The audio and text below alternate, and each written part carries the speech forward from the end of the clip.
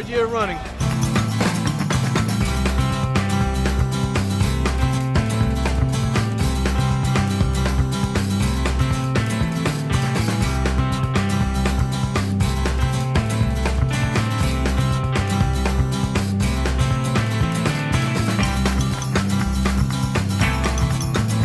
The first ride I did, there was still maybe a sort of a sense of sadness and certainly really remembering people we've lost, and I feel like every year sort of the hope for the future has grown and the positive energy about change has grown, and we have the tools, we have really accessible testing, we have PrEP, we have medicine that can make people sort of undetectable. Now it seems like we have the political will. And we have a date, 2020. So it seems like, the end of AIDS was sort of this lofty concept, and now it seems like a really concrete goal, and 2020 is not that far away. At last year's closing ceremony, we were just a few weeks behind the governor's announcement committing New York to be the first jurisdiction to end AIDS as an epidemic anywhere in the world. The truth of the matter was that those were just words on a press release issued by a politician running for re-election. With a little bit more encouragement, in October, he appointed a task force. In 93 days, that task force developed a blueprint for how we could end the AIDS epidemic, and as Blake told you last April, the governor not only accepted the blueprint, but authorized its full implementation, yes. And that's a great thing. And I want you to know, you're the ones who made that happen.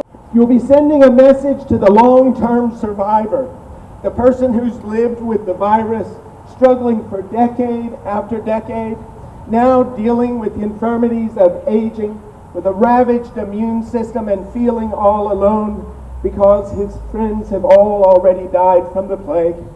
And what you're saying to that man is, you're not just a survivor, you're a conqueror. Because just for hanging in there, for your tenacity, you have paved the way for us to end AIDS as an epidemic. You are a champion. And that's my message to each one of you. Standing out here in your beautiful spandex, crazy as you are, whether rider or crew, for all the hours of training, for all the money you've raised, for the message you've already sent to your family, neighbors, and friends about what you're doing this weekend. You are all already champions. Thank you so much.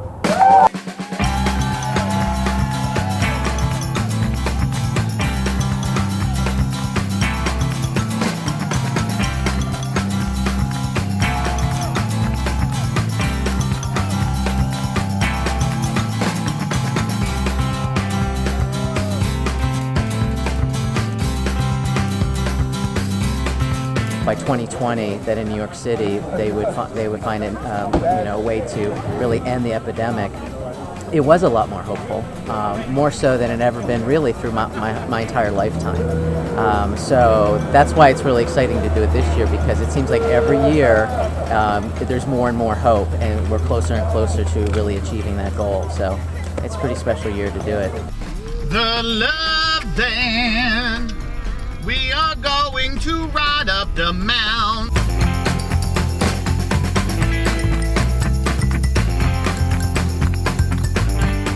And thank you for preserving this memory. If I don't make it, tell my parents I love them.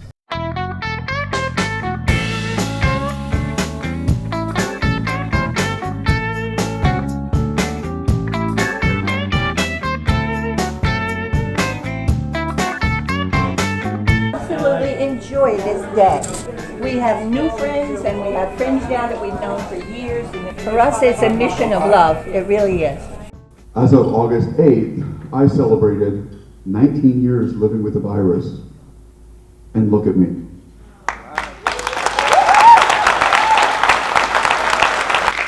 I'll celebrate that, but I'll still think of the ones that are out there that are single-digit T cells, that have a tremendous viral load, and they don't even know that they're positive. I am living with HIV. What you learn from this ride is that you're not doing it by yourself. we're doing it together, and everyone's in it giving 110%. You can do it! We see you, we love you! You can do anything 10 seconds at a time.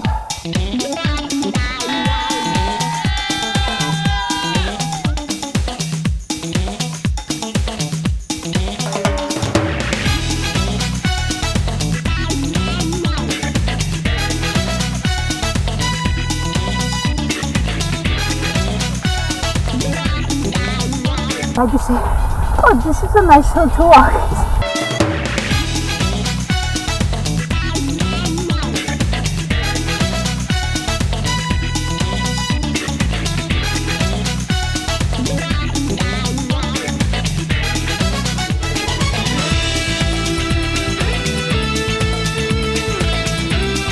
I was really certain that I was going to climb Mount Archer because I didn't do it last year. I rode every mile, but I did Mount Archer on my feet. I was, climbing the hill, and midway through I was like, I'm done. My arm and my legs, everything hurts, and I was like, I just felt so defeated. And I was like, I'm totally defeated. I'm not going to make it up.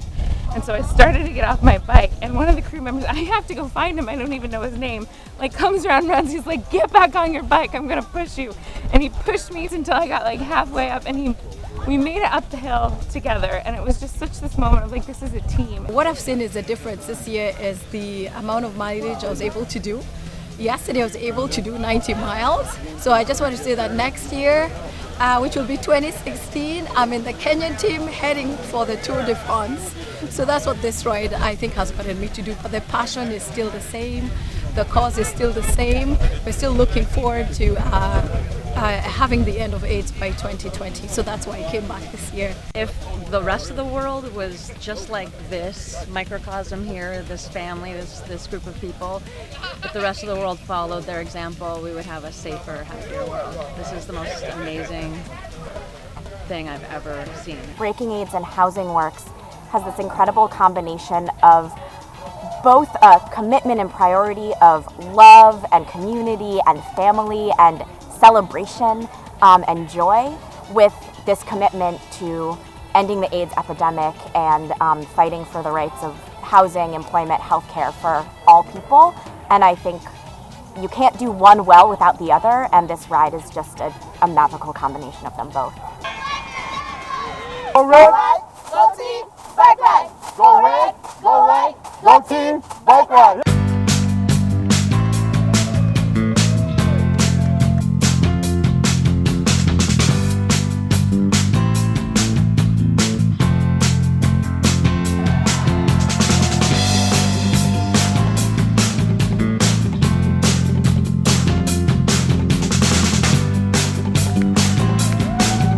I want to thank every single one of you, not just for the money you raise, but for putting your heart and your passion so much into this. And again, I so much hope that every one of you is back here next year for the Breaking AIDS family reunion.